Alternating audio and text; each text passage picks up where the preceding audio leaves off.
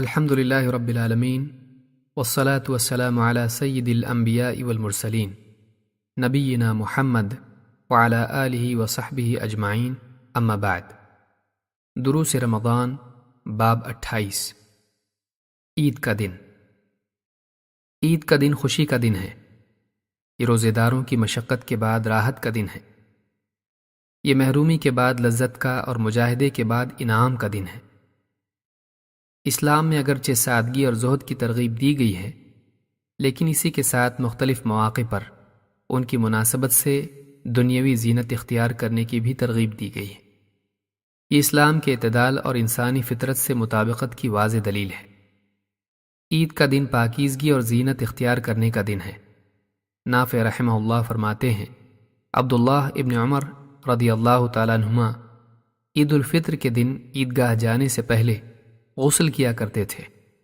اسے امام مالک نے موطا میں روایت کیا ہے۔ عید کے دن غسل کرنا لازم نہیں، البتہ مستحب ہے۔ یہ بھی مستحب ہے کہ مسلمان اپنے لباس میں سے بہترین لباس پہن کر عید کی نماز کے لیے جائیں۔ ضروری نہیں کہ لباس نیا ہو، بلکہ اپنے کپڑوں میں سے بہترین لباس پہن کر نماز عید کے لیے جانا بھی کافی ہے۔ نافع رحمہ اللہ فرماتے ہیں، ابن عمر رضی اللہ تعالیٰ عنہما عیدین میں اپنا سب سے اچھا لباس پہنا کرتے تھے۔ اسے امام البیہقی نے اپنی سنن میں روایت کیا ہے۔ عید زندگی بھر کے مجاہدوں کے بعد مشقتوں سے نجات کے دن کی یاد دہانی ہے۔ یہ دنیا کی تکلیفوں اور رنج و غم سے آزادی کے دن کو یاد دلانے والا دن ہے۔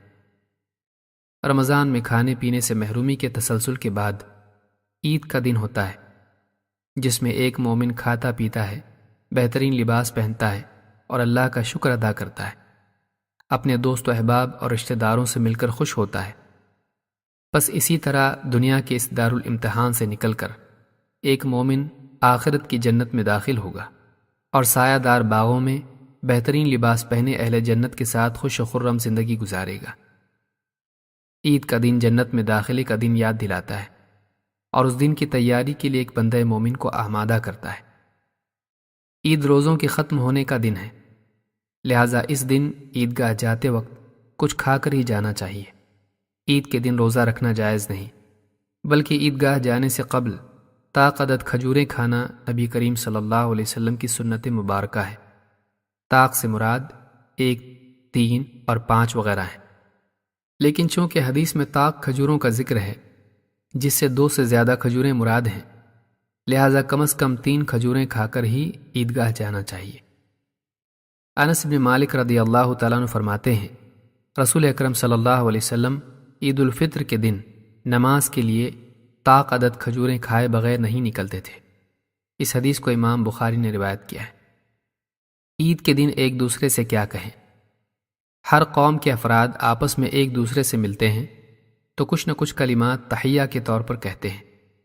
اسلام میں بھی ملاقات کے وقت ایک دوسرے کو سلام کرنے کی تعلیم دی گئی ہے۔ سلام نہ صرف آپس میں ایک دوسرے کے لیے سلامتی اور اللہ کی رحمت و برکت کی دعا ہے، بلکہ وہ اپنے دل کو دوسرے مسلمانوں کے لیے کھوٹ سے پاک کرنے کا بھی ذریعہ ہے۔ لیکن عید کا دن عام دن نہیں۔ عید کے دن سلام کے کلمات کے ساتھ ساتھ مسلمانوں کو کچھ اور کلمات بھی تعلیم دیے گئے ہیں۔ ان کلمات کے معنی پر غور کرنے سے معلوم ہوتا ہے کہ عید کے دن مسلمانوں کے ایک دوسرے کے لیے کیا جذبات ہونے چاہیے۔ جبیر ابن نفیر رحمہ اللہ فرماتے ہیں، رسول کریم صلی اللہ علیہ وسلم کے صحابہ جب عید کے دن ایک دوسرے سے ملتے تو کہتے، تقبل اللہ منا و منک، اللہ ہم سے اور آپ سے قبول فرمائے۔ ایک روایت میں ہے، تقبل اللہ منا و منکم، اللہ ہم سے اور آپ سب سے قبول فرمائے۔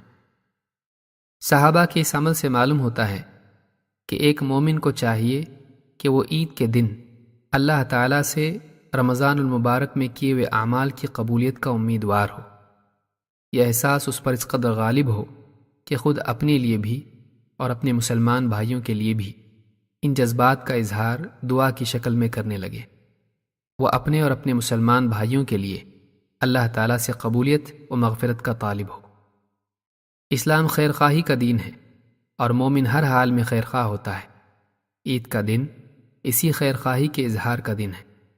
بلا شبہ عید کا دن خوشی کا دن ہے، لیکن اسلام ایک مسلمان کو خوشی کے مواقع پر بھی شریعت کی حدیں پار کرنے کی اجازت نہیں دیتا۔ چاہے خوشی کا موقع ہو یا غم کا، ایک مسلمان کو چاہیے کہ وہ اللہ تعالیٰ کو ناراض کرنے والا کوئی کام نہ کرے۔ بعض مسلمان رمضان کے ختم ہوتے ہی اسلام اور شریعت کی پابندیوں کو ایک دم سے بھول جاتے ہیں۔ عید کے دن بعض مسلمانوں کا ناچ گانے اور موسیقی کے ذریعے دوسری قوموں کے سامنے اسلام کی تصویر کو مسخ کرنا، خواتین کا زیب و زینت کے ساتھ بے پردگی کا اظہار کرنا رمضان کے مقصد اور فائدے کو مذاق بنا کر رکھ دیتا ہے۔ اس سے بڑھ کر اسلام کا مذاق کیا ہو سکتا ہے کہ ایک مسلمان رمضان کا پورا مہینہ شریعت کی پابندی میں گزارے، لیکن جیسے ہی یہ مہینہ ختم ہو جائے وہ اللہ کی حرام کی ہوئی چیزوں میں جا پڑے۔ وہ تربیت کے مرحلے میں پابند بنا رہے، لیکن امتحان کا موقع آتے ہی شریعت سے آزاد ہو کر ناکامی کا ثبوت دے۔ کتنا بدقسمت ہے وہ مسلمان جس کی مہینے بھر کی تربیت کا اثر رمضان کے ختم ہوتے ہی کافور ہو جائے اور وہ اس مبارک مہینے کے ختم ہوتے ہی تقویٰ کا لباس اتار پھینکے اور فسق و فجور کے راستے کی طرف دوڑ پڑے۔ اقول ھذا واستغفر اللہ لی ولکم۔